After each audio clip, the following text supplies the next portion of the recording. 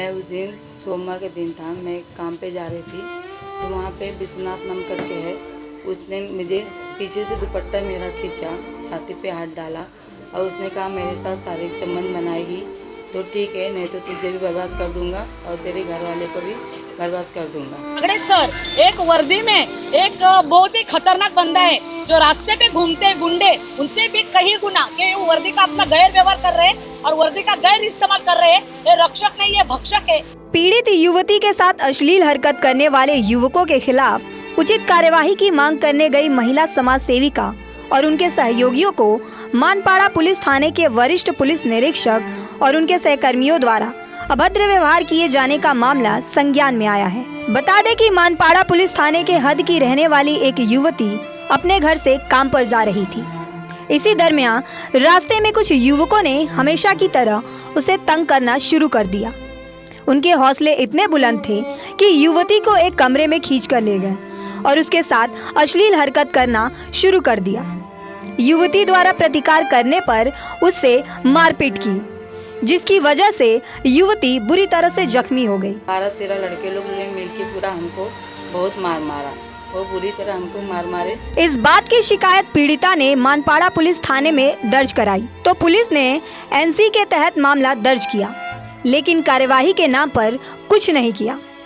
उन दबंग लड़कों ने युवती के साथ बार बार अश्लील हरकत करना जारी रखा। पुलिस द्वारा कार्यवाही नहीं होते देख पीड़िता ने सामाजिक कार्यकर्ता अपेक्षा दलवी से आप बीती बताई और न्याय की गुहार लगाई। अपेक्षा दलवी ने मामले की गंभीरता को देखते हुए मानपाड़ा पुलिस थाने के वरिष्ठ पुलिस निरीक्षक शेखर बाखड़े के पास अपने कार्यकर्ताओं और मीडिया कर्मी के साथ पहुंची, लेकिन बागड़े ने उल्टा अपेक्षा के सीने पर धक्का मारते हुए थाने से बाहर जाने के लिए कहा। इतना सब होता देख वहां मौजूद अन्य पुलिस कर्मियों ने आए सभी लोगों को धक्का देकर बाहर ढकेला। इस घटना को कवर करने गए मीडिया कर्मी को भी शेखर बागड़े ने धक्का देते हुए कहा कि तू भी यहाँ से निकल जा, नहीं तो तुझे भी बताऊंगा।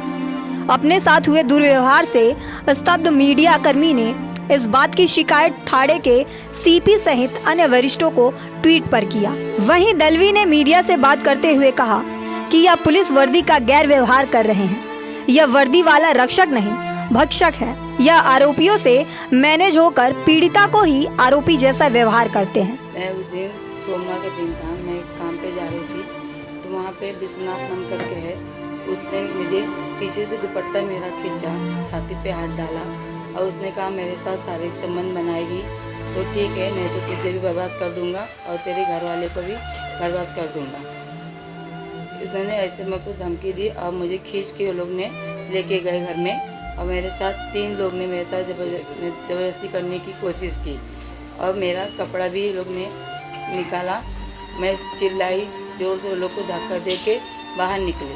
फिर वो लोग 12-13 लड़के लोग ने मिल के पूरा हमको बहुत मारा, वो बुरी तरह हमको मारे।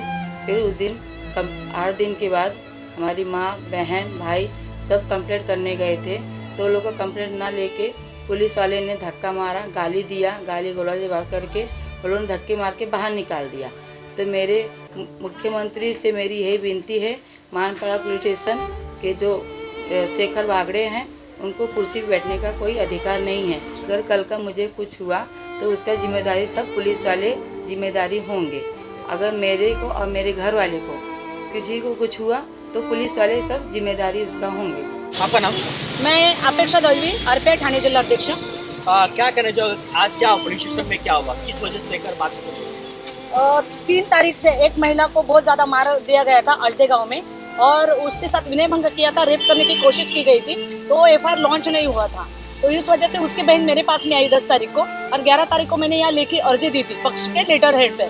वो तरफ से गुना दाखिल करने के लिए बागड़े साहब से मुलाकात भी हुई थी, हमारा डिस्कशन हुआ था तो उन्होंने बोला कि मैं पीपी से बात करके एफआईआर लॉन्च करवाता हूँ और आज उन्होंने हमें डामरे सर से कह के एफआईआर लॉन्च करने के लिए बुलाया था। इस वजह से हम लोग यहाँ पे आए थे, लेकिन आने के बाद में सीनियर सर ने 10-15 पुलिस लोगों को बुला के मेरे साथ गैर व्यवहार किया, मेरे हाथ पकड़ा और मुझे लॉकअप में डालने की धमकी दी। बोले सरकारी काम में दखल अंदाजी करते हो, जबकि मैंने इनको पूरा इंटेंशन दिया था कि एफआईआर दाखिल करो और वो एफआईआर न दाखिल करने से इन्होंने निगलेक्शन ऑफ ड्यूटी किया था।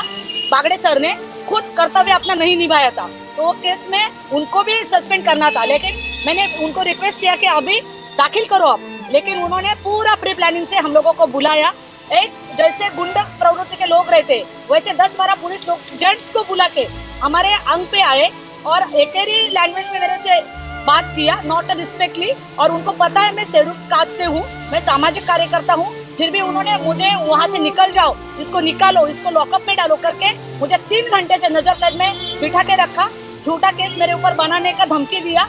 जब मैं एक महिला को न्याय देने के लिए आई तो मेरे साथ ये बर्ताव हुआ, तो सर्वसामान्य लड़की के साथ में क्या हो सकता है। और मुझे एक कमरे में नजर कैद रख के जो फिरियादी थी वो लड़की की बहन राधिका, उसको भी राधिका को भी उन्होंने साइड में लिया, उसको भी नजर कैद में रखा। और सीनियर पीआई जो फिरियादी है उसका केस लेने के बजाय उसने बदल पे गए और उसके कान के नीचे बजाऊंगा करके उसको भी धमकी दिया, मारने के लिए गए। तो भाई पुरोगामी महाराष्ट्र में, जहाँ पे ये महाराष्ट्र भूमि है कि यहाँ पे औरत लोगों का सम्मान होता है, संविधान सम्मान करता है, फिर भी यहाँ पे ये ऐसा सीनियर है जो गुंडागिरी करता है और महिलाओं के झूठे केसेस बनाता है, न्याय नहीं देता है और अवैध धंधों का ये सबसे बड़ा खिलाड़ी है। जिस तरह देखा जाए पुलिस एक रक्षक होता है, वही पक्षक बनता है, उसके बारे में क्या कहना चाहोगे? अभी बागड़े सर को देख के मेरे समझ में आ रहा है, मैं खुद LLB की हूँ, मैं अभी जूनियर एडवोकेट करके प्रैक्टिस कर रही हूँ कल्याण कोर्ट में। तो जितना मेरे को कानून समझ में आता है कि बागड़े सर एक वर्दी में एक बहुत ही खतरनाक बंदा है, जो रास्ते पे घूमते गुंडे उनसे भी कहीं गुना कि वर्दी का अपना गैर व्यवहार कर रहे हैं और वर्दी का गैर इस्तेमाल कर रहे हैं। ये रक्षक नहीं है, भक्षक है और इनको वर्दी पहनने का कोई अधिकार नहीं है।